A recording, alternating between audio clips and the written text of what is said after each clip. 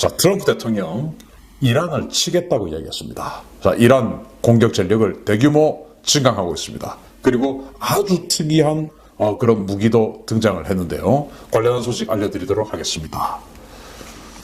자, 이스라엘이 시리아에서 솔레이마니 후임자를 공습했습니다. 제가 신의근의 군사TV의 디펜스 브리핑을 통해서 알려드렸던 내용인데요. 그게 왜 그렇게 했냐 알고 보니까 여기에 솔레이마니 후임이 있었다라는 것이 지금 이제 확인됐습니다. 자, 사우디가 그 자본을 대고 영국에 있는 이 중동 지역, 아랍 지역의 소식지예요. 아샤르크 알 아우사트라는 언론에서 보도를 한 내용인데요. 시리아의 야당 소식통에 의하면 지난달 30일 야간에 시리아 북부 홈스 인근에서 발생한 폭발음은 이스라엘 공군의 미사일 공격에 의한 것이다.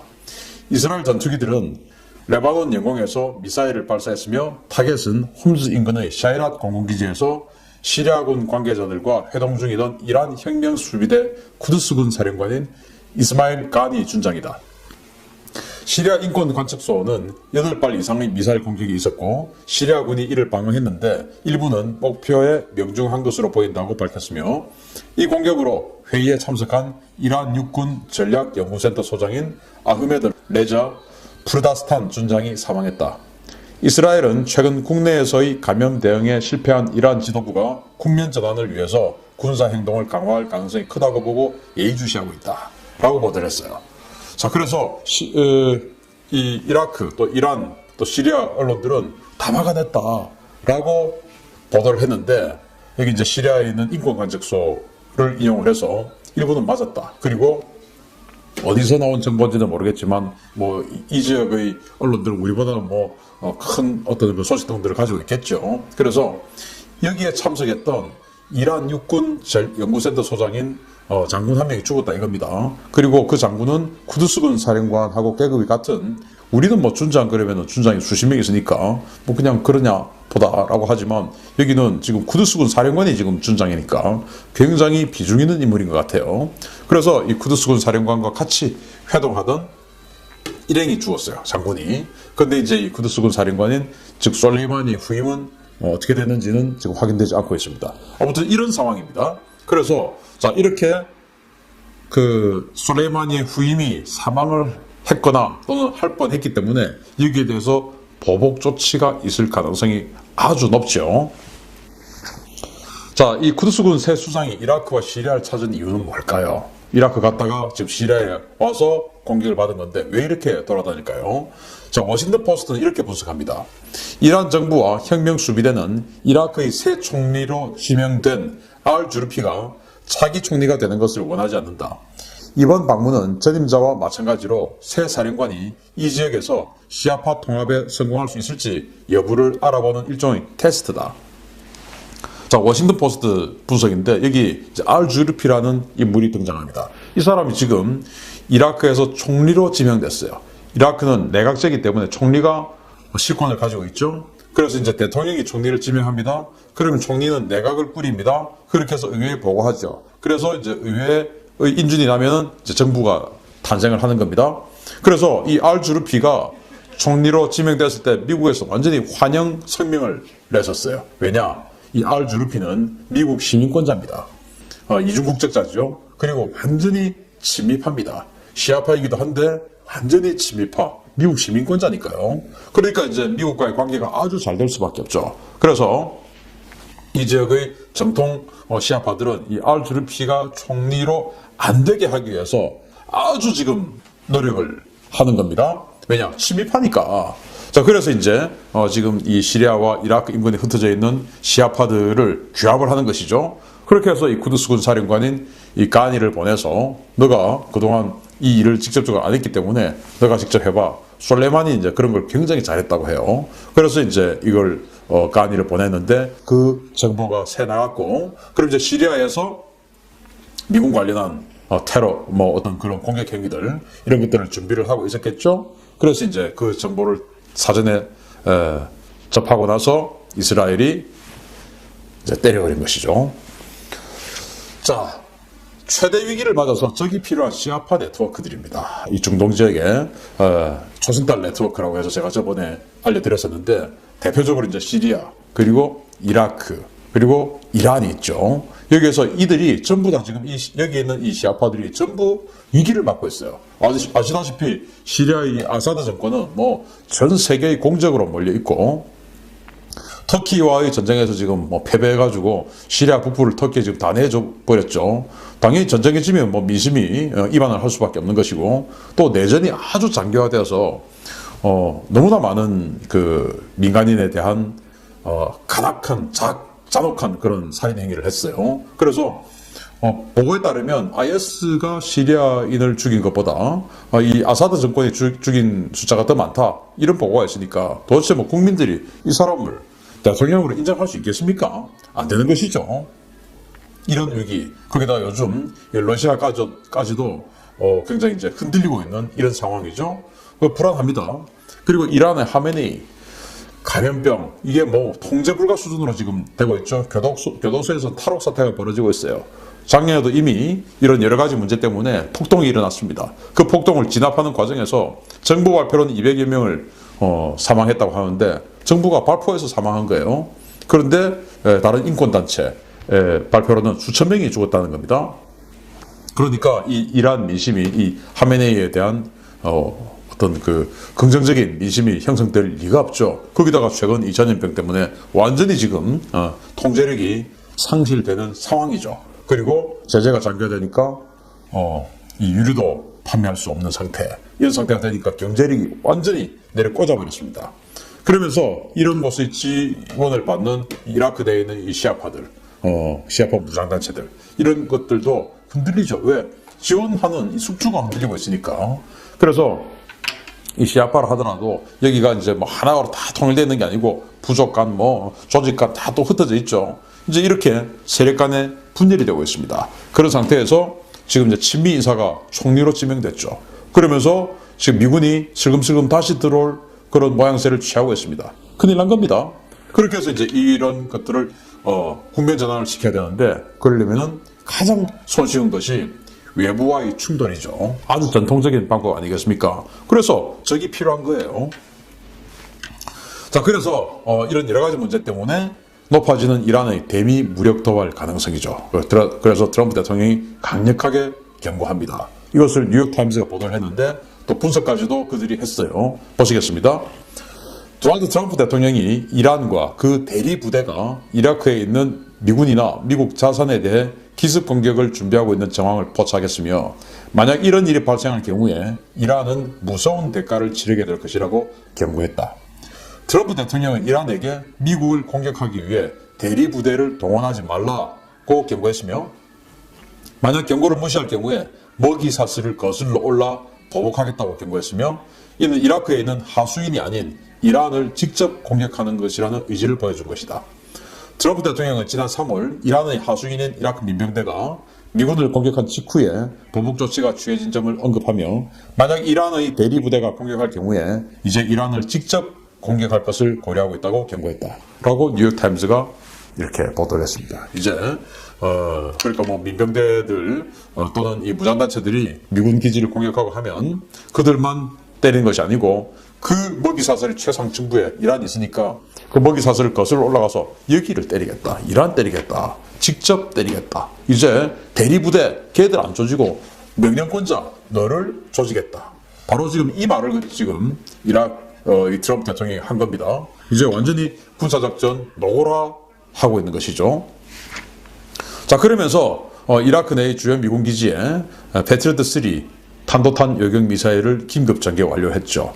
제가 뭐 여러 번 알려드렸었는데, 이걸 이제 전개를 하니까 이란에서 뭐 그래도 니들 못 막을 거야 라고 이제 비난을 하고는 했는데, 이렇게 방어력을 강화시키는 이유는 뭘까요? 당연하죠. 공격할 가능성이 있다라는 것입니다. 자기네들이 먼저 방패를 가져야 공격을 할 수 있죠. 그래서 공격의 가능성을 높이기 위해서 불안한 마음을 덜기 위해서 먼저 방어력을 강화시키는 조치를 합니다. 그리고 이제 공격력을 강화시키죠.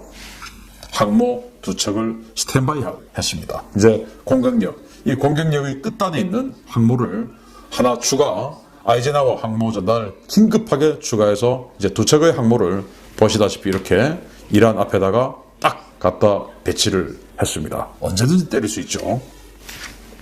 그러면서 여기까지는 뭐 다 알고 있는 내용인데 이게 이제 또 새로 포착이 됐습니다. B-52H 전략 폭격기가 카타르에 전진 배치됐습니다. 2020년 4월 1일 그러니까 이 알아랍이라는 현지 언론이 보도를 했는데요. 미국이 제20 폭격 비행대 소속의 B-52H 전략 폭격기 2대를 카타르의 알-우데이드 공군기지에 긴급 전개했다 라고 보도를 한 겁니다. 그래서 디에고 가르시아에서 출발을 한 이 B-52가 항적을 제가 봤어요. 그런데 이제 중동의 모 국가로 간다. 이렇게 해놨길래 어디로 가는가 했는데 이 알아랍이 보도했습니다. 카타르로 갔습니다. 바로 이란의 맞은편에 있는 작은 나라죠. 카타르. 여기에 있는 알-우데이드 공군기지에 이렇게 B-52 전략 폭격기 2대를 전개시켰습니다. 또 이게 다냐? 아닙니다. 그러면서 이제 움직이는 이제 미군 지상군도 움직입니다. 호르무즈 해협 건너편에 하이마스를 전개시켰습니다. 그래서 이 하이마스가 뭐냐? 이것은 이제 미국의 국방 영상 정보 배포 시스템, 미 국방부의 홈페이지에 나와 있는 거예요. 미 육군 태스크포스 스파르탄 소속의 M142 하이마스 포대가 아랍에미레이트에 전개해서 UAE 군과 연합 화력 훈련을 실시했다. 자, 하이마스 여기에는 에이테킴스가 장착이 되어 있죠. 향후에는 PRSM 미사일이 장착이 되겠지만 지금 현재는 에이테킴스입니다. 짧은 것은 180km, 긴 것은 300km를 날아가서 자탄 방식으로 초토화시키는 그런 무기가 되겠죠. 당연히 호르무즈 해협 건너편에 이 아랍에미레이트 건너편에 어디가 있냐? 이 이란의 해군 기지들이 있죠. 반다르 아바스, 이 항구 여기에 고속정 기지들이 쫙 있는데 이 반다르 아바스 그냥 때려버리는 겁니다. 제가 지금 이 지역에 미군이 활동하고 있는 모습들을 보니까 결국 이란의 그 고속정들을 가장 신경 쓰고 있는 것 같아요. 그래서 이 하이마스를 쏘아버리면은 자탄 방식으로 완전히 고속정을 그냥 뭐 일거에 몰살시켜버릴 수 있는 그런 전력이 되겠죠. 그러면서 또 고속정 제거 훈련을 또 합니다. 육해공군 합동으로 이란 고속정 사냥 훈련을 했어요. 또 여기 이제 한번 보시겠습니다. 미국의 국방 영상 정보 배포 시스템인데, 자, 미 중부 사령부 주관으로 해군 이지스 구축함인 해밀턴, 사이클론급 예단 순찰정, 그리고 공군 특수전 사령부의 AC-130W, 이 건십이죠. 그리고 육군 AH-64E 아파치 가디언 공격 헬기 등이 아라비아만 입구에서 대고속정 소탕 훈련을 실시했으며, 육군 공격 헬기는 루이스 B 퓰러 ESB-3라는 배에서 발진했다 라고 이렇게 설명을 달아놨습니다.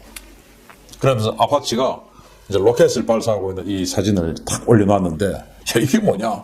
자, 그래서 AC-130W, 그래서 이제 이 C-130에다가 105mm 포 뭐 이런 것들 달아서 하늘에서 사격하는 하늘의 움직이는 포대 아니겠습니까? 그것과 함께 아파치 공격 헬기도 출격해서 하늘에서 이제 이 로켓을 대규모로 발사해서 고속정을 때려잡는 훈련을 했는데 이게 어디서 출격했냐? ESB라는 데서 출격한 겁니다. ESB. 이 ESB는 뭐냐? 아마 여러분들 처음 들어보실 겁니다. 바로 이겁니다. 원정 해상기지입니다. 대형 유조선을 개조해서 만든 87,000톤급의 초대형 전진기지입니다. 대형 헬기와 상륙함을 모두 수용 가능하며 대량의 탄약과 유류, 물자를 준비하고 특정 해역의 해양 통제는 물론 상륙작전까지 다양한 유형의 작전을 모두 지원할 수 있는 초대형 원정 상륙기지입니다. 그러니까 아파치 공격 헬기 같은 것들을 지상에 있는 작전기지에 배치를 하면 이란이 탄도탄을 가지고 그 지상기지를 때릴 수가 있지 않습니까? 그런데 이렇게 움직이는 해상기지를 가지고 아파치를 여기다 짓고 운영을 하게 된다면 이 배를 탐지를 못하면 탄도탄이 때릴 수가 없죠. 또 탄도탄이 때리려고 하더라도 이 배는 항상 움직이고 있기 때문에 맞히기가 힘들죠. 그래서 그런 여러 가지 안정성 이런 것 때문에 아파치를 이런 원정 해상기지를 가지고 와서 여기서 출격을 시켰다는 겁니다. 이 말은 아파치 절대로 탄도탄에 맞지 않을 거야 라는 의지의 표현이죠. 자, 이렇게 해서 바다에서 이제 아파치를 가지고 고속정을 완전히 때려잡는 이런 훈련 이런 것들을 합니다. 자, 그러면서 폭격기 갖다 놨죠. 항공모함 2척 갖다 놨죠. 이렇게 되면 이란에 대한 군사작전 거의 임박했다라는 것을 느낄 수가 있습니다. 자, 그런데 이런 모든 전략들을 보면 대규모 지상군은 없어요. 다 멀리서 때리는 겁니다. 아까 보셨던 미 육군의 그 하이마스, 그 하이마스도 주방위군이었어요. 제가 부대를 보니까 주방위군이 뭐냐? 지금 임시로 왔다는 겁니다. 증강 배치됐다는 겁니다. 주방위군이니까. 그래서 기존에 그 지역에 주둔하고 있던 미육군이 아니고 주방위군을 증강시켜서 보냈고, 뭐 그렇다 하더라도 이런 전력들이 탱크나 이런 전력이 아니고 멀리서 때리는 포들이죠. 아파치도 하늘에서 때리는 포고, 그리고 하이마스도 멀리서 때리는 포고, 폭격기도 멀리서 때리는 하늘에서 때리는 포죠. 항공모함도 하늘에서 때리는 포죠. 그리고 항공모함을 에워싸고 있는 이지스함들이 또 토마호크를 쏠 수가 있죠. 이것도 다 포입니다. 그래서 원거리 타격 작전을 수행할 가능성이 높다. 그래서 지금 이 하메네이 정권은 완전히 이렇게 흔들리고 있으니까 굳이 미군 지상군들이 여기 이 이란에 들어갈 이유가 없죠. 지금만 딱 당겨주면 내부에 아주 지금 국민들이 분노해 있으니까 그냥 불길이 확 타오를 것이다. 그러면서 여기 CIA 스페셜 오퍼레이션 그룹 SOG들이 들어가서 그런 작업들 다 해놨을 수도 있죠. 딱 발화점 딱 당겨주면 내부에서 그냥 봉기가 일어나고 밖에서는 계속 때려주고 이런 식으로 할 가능성이 높지 않을까. 그래서 중동 지역에서 곧 이어서 뭔가 강력한 어떤 군사적 움직임이 있을 것 같다. 왜? 트럼프 대통령이 직접 피라미드 꼭지점에 있는 너를 때리겠다. 무기사슬 꼭대기에 있는 너를 때리겠다. 라고 이야기를 했기 때문입니다. 자, 속속 들어올 수 있는 이 중동 소식까지도 계속 알려드리도록 하겠습니다. 감사합니다.